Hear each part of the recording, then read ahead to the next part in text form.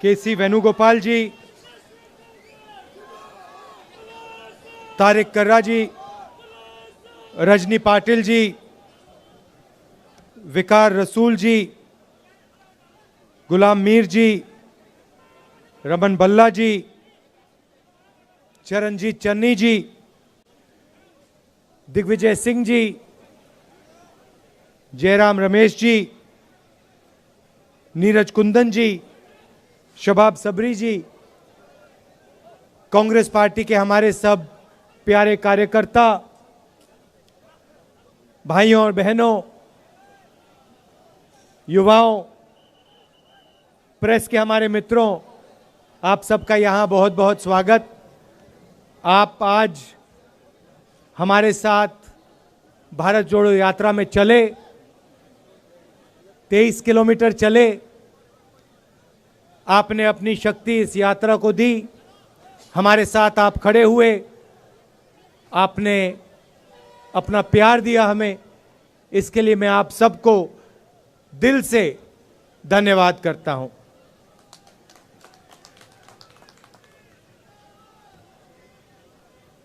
ये यात्रा 4 महीने पहले हमने कन्याकुमारी में शुरू की थी।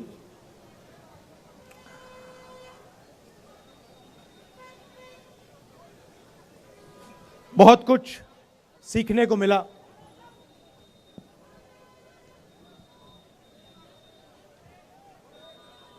हम काफी यात्री हैं, उनमें से शायद कोई भी ये ना कह पाए शुरुआत में कि हमें इतना हिंदुस्तान की जनता से सीखने को मिलेगा। हर प्रदेश ने कुछ ना कुछ नया सिखाया। किसानों ने, मजदूरों ने, छोटे व्यापारियों ने, माताओं बहनों ने, बच्चों ने अपनी दिल की बात रखी, अपना दर्द रखा। किसानों ने हमें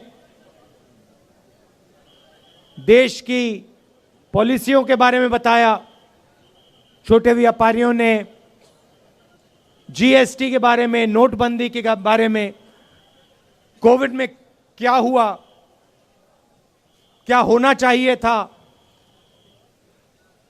सब कुछ हमें बताया, समझाया। अलग अलग भाषाएं हैं, अलग विचार हैं, अलग हिस्ट्री है, अलग इतिहास है,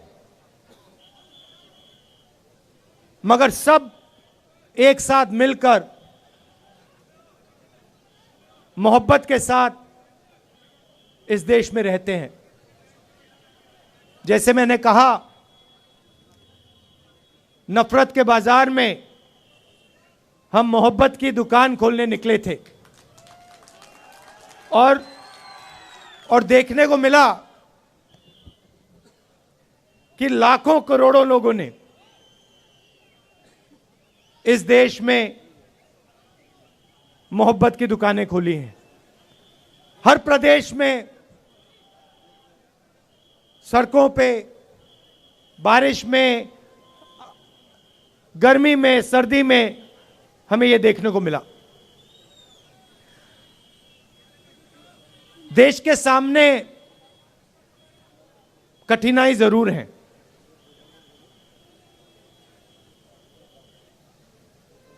लोकतंत्र पे आक्रमण हो रहा है।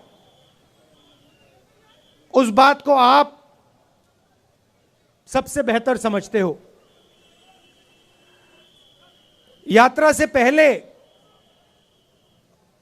हमने पार्लियामेंट में मुद्दे उठाने की कोशिश की। लोकसभा में, राज्यसभा में हमने भाषण देने की कोशिश की। नोटबंदी पे, गलत जीएसटी पे, किसान बिल पे, जो चाइना हिंदुस्तान की जमीन ले गया है, 2000 स्क्वायर किलोमीटर ले गया है, उस पे, मगर हमें लोकसभा में बोलना नहीं दिया। जैसे ही हम बोलने की कोशिश करते थे माइक ऑफ कर दिया जाता था। मैंने भाषण के शुरुआत में आप सबसे कहा, प्रेस के हमारे जो मित्र हैं उनका यहां मैंने स्वागत किया, मगर इनका भी काम लोकतंत्र की रक्षा करने का होता है। टीवी पे, अखबारों में, मैगजीन्स में सच्चाई रखने का इनका काम होता है। पिछले प्रेस कॉन्फ्रेंस में मैंने इनसे सवाल पूछा, प्रेस वालों से सवाल पूछा, आमतौर से ये पूछते हैं। मैंने पूछा, भैया एक बात बताओ, आप नरेंद्र मोदी जी का चेहरा 24 घंटे दिखाते हो, आप ऐश्वर्या राय जी की बात करते हो,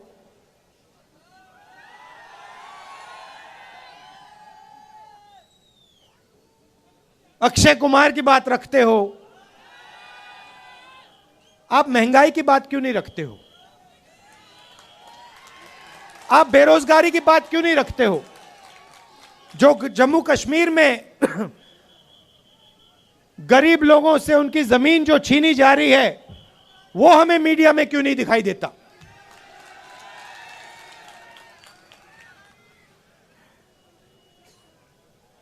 जो कश्मीरी पंडितों के साथ यहां सरकार अन्याय कर रही है। आज सुबह मेरे से मिलने एक डेलीगेशन आया और उन्होंने अपनी बात रखी। मैं हैरान हो गया। उन्होंने कहा, और मैं मीडिया के सामने ये कहना चाहता हूं, उन्होंने मुझसे कहा कि जब उनका डेलीगेशन लेफ्टिनेंट गवर्नर के पास गया तो लेफ्टिनेंट गवर्नर ने उनसे कहा कि तुम्हें भीख नहीं मांगनी चाहिए। यह देखिए, लेफ्टिनेंट गवर्नर ने कश्मीरी पंडितों के डेलीगेशन को कहा कि आपको भीख नहीं मांगनी चाहिए। लेफ्टिनेंट गवर्नर जी, ये भीख नहीं मांग रहे हैं, ये अपना हक मांग रहे हैं। और अगर आपको कुछ करना चाहिए तो आपको इनसे माफी मांगनी चाहिए।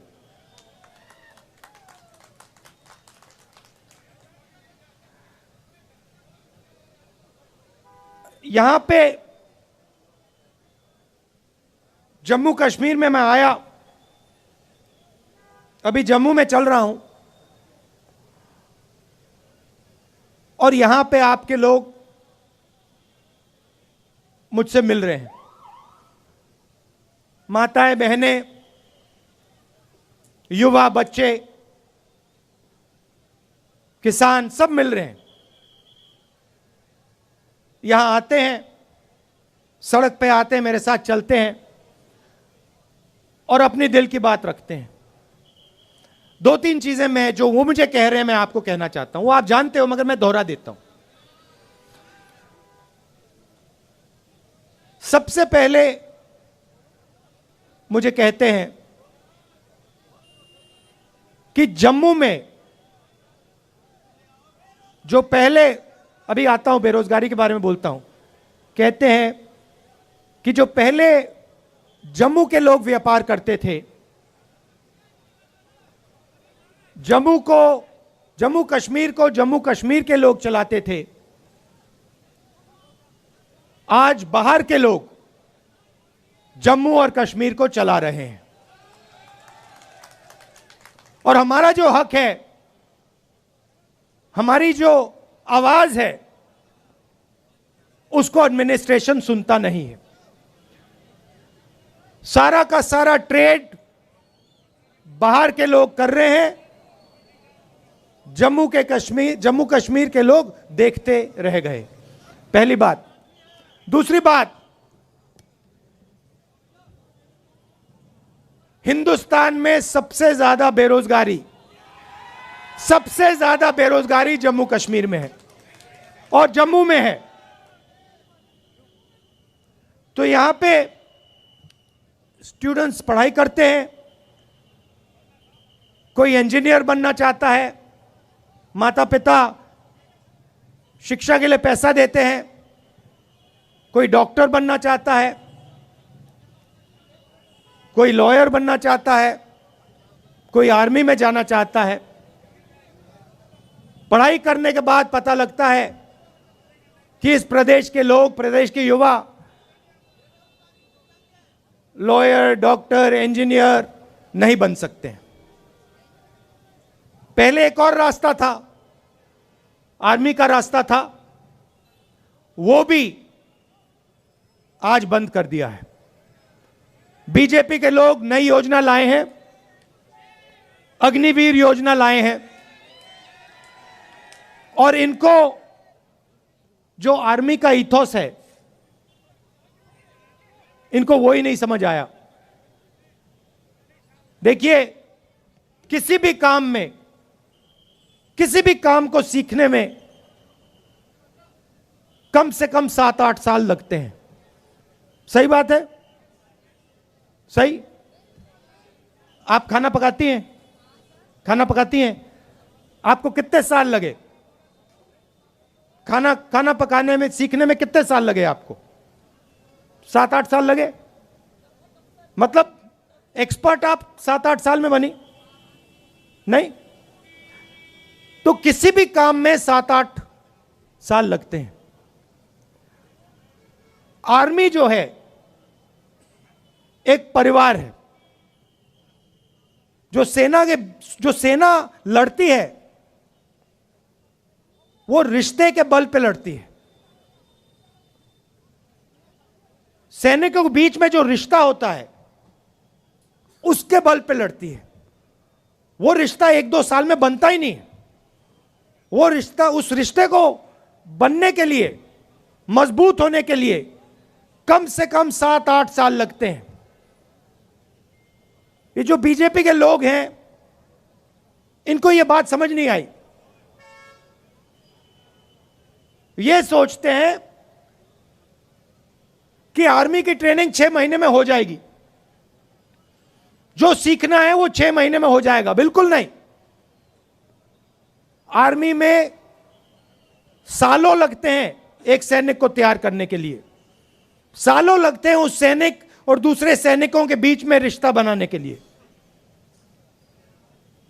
तो ये अग्निवीर योजना जो है, ये हिंदुस्तान की सेना को कमजोर करने की योजना है। और ये बेचारे जो हमारे आर्मी के लोग हैं, ये कह नहीं सकते हैं, मगर मैं जानता हूं अगर इनसे पूछा जाए तो ये सारे के सारे कहेंगे कि ये अग्निवीर योजना के खिलाफ है, अग्निवीर योजना गलत है। तो वो रास्ता जो था वो भी बंद कर दिया इन लोगों ने। पहले युवा आर्मी में जाता था, 15 साल की उसकी सर्विस होती थी, उसके बाद उसको पेंशन मिलती थी। अग्निवीर योजना में 4 साल की सर्विस होगी, उसके बाद सैनिकों को घर भेज दिया जाएगा, उनको कोई पेंशन नहीं मिलेगी। तो ये जो देश का आर्मी के साथ रिश्ता है, इससे खिलवाड़ कर रहे हैं। देश ने कहा था, देश हर सैनिक से कहता है कि हम आपसे 15 साल मांगते हैं, उसके बाद हम आपकी पूरी जिंदगी आपको पेंशन देंगे, आपकी इज्जत करेंगे, आपकी रिस्पेक्ट करेंगे, आपकी रक्षा करेंगे।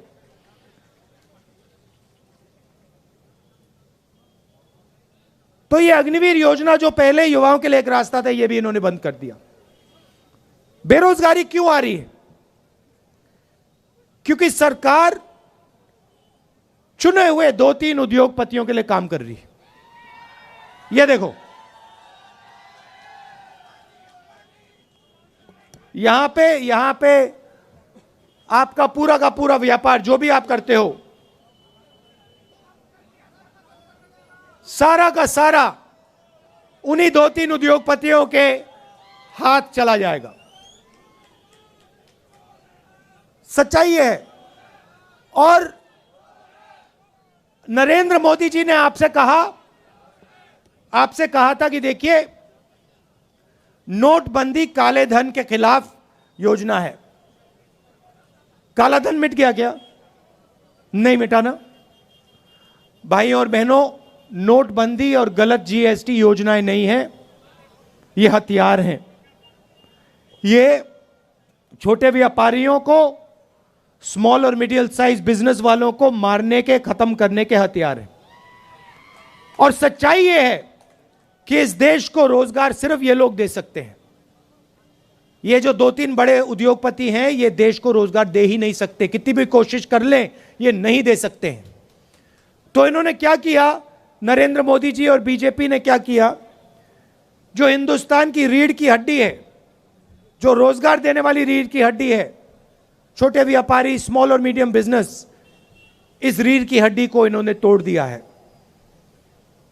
इसीलिए आज पूरे देश में, सिर्फ जम्मू कश्मीर में नहीं, पूरे देश में बेरोजगारी फैल रही है। आप दूसरा सवाल पूछोगे, महंगाई इतनी क्यों बढ़ रही है? वही कारण है। पूरा का पूरा धन हिंदुस्तान का 2-3 उद्योगपतियों के जेब में जा रहा है। पहले पेट्रोल का दाम क्या होता था? आज कितना है? 100 रुपए। तो जब आपके जेब में से जो 50 रुपए निकल रहे हैं, वो कहां जा रहे हैं? हवा में तो गायब नहीं हो रहे, कहीं ना कहीं तो जा रहे होंगे। क्या वो छोटे व्यापारियों की जेब में जा रहे हैं? नहीं। किसानों की जेब में जा रहे हैं क्या? नहीं। बेरोजगार युवाओं की जेब में जा रहे हैं क्या? नहीं। ये गैस सिलेंडर के दाम बढ़ रहे हैं, उसका पैसा कहां जा रहा है? वो भी 3-4 लोगों के पास। अभी यहां पे आपका सेब आते हैं, सेब बिकते हैं, फायदा किसको जाएगा देख लेना। तो पूरा का पूरा धन, देश का पूरा धन 3-4 लोगों के हाथ में जा रहा है, और बाकी हिंदुस्तान बेरोजगारी, महंगाई का सामना कर रहा है। इसलिए हमने ये यात्रा कन्याकुमारी से कश्मीर तक शुरू की, और इसमें आपने हमारी जबरदस्त मदद की है। आप ये मत सोचिए कि 3500 किलोमीटर चलना आसान है, यह आसान काम नहीं है। जब हमने शुरू किया था, हमने सोचा कि ये देखो काफी मुश्किल काम है, मगर चलने के बाद पता लगा ये तो आसान है, कोई मुश्किल नहीं है इसमें।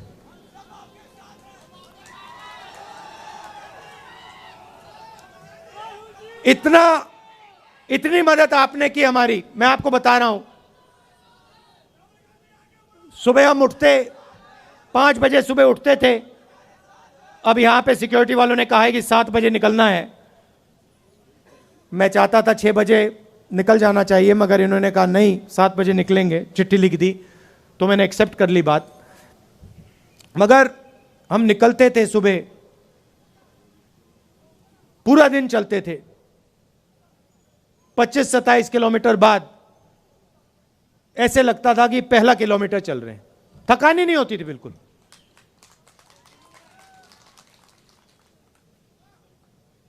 पूरा अपने पूरी मदद की, पूरी शक्ति डाली, प्यार दिया यात्रा को। किसी को चोट लगती थी, आप एकदम उठा लेते थे, मदद करते थे। काफी लोगों को चोट लगी, अस्पताल जाना पड़ा, आपने एकदम मदद की। हमारे यात्री चलते हैं, रेस्टोरेंट में, ढाबे में खाना खाने जाते हैं, उनसे कहते हैं कि भैया हम आपसे पैसा नहीं लेंगे, आप भारत जोड़ रहे हो, हमें आपका पैसा नहीं चाहिए।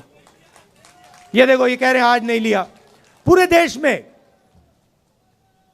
तमिलनाडु से केरला, कर्नाटक, महाराष्ट्र, हर प्रदेश में जहां भी हम जा रहे हैं, हमारे यात्रियों से आप पूछिए, रेस्टोरेंट में, ढाबे में उनको पैसा नहीं देना पड़ता। ये प्रेस वाले पूछते हैं राहुल गांधी टी शर्ट में क्यों है? राहुल गांधी टी शर्ट में क्यों हैं? आप इतना प्यार दे रहे हो, इतनी मोहब्बत दे रहे हो कि मुझे ठंड नहीं लग रही। भैया इनको बात नहीं समझ आएगी, आ ही नहीं सकती।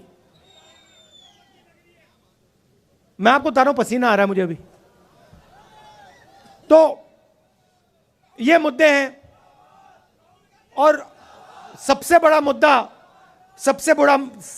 मुद्दा अंत में जो आपका स्टेटहुड का मुद्दा है,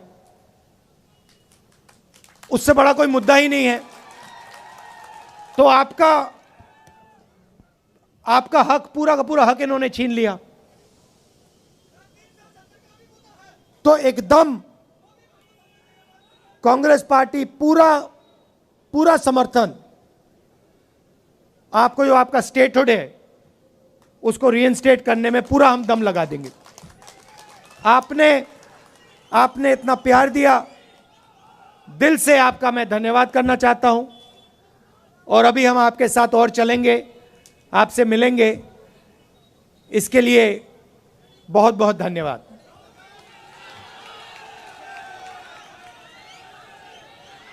अच्छा, अंत में ताराचंद जी, पीरजादा जी, मुल्ला राम जी और जो एनसी से, नेशनल कॉन्फ्रेंस से यहां लीडर्स आए हैं, उनका भी मैं स्वागत करता हूं। धन्यवाद। जय हिंद। बहुत बहुत धन्यवाद राहुल जी।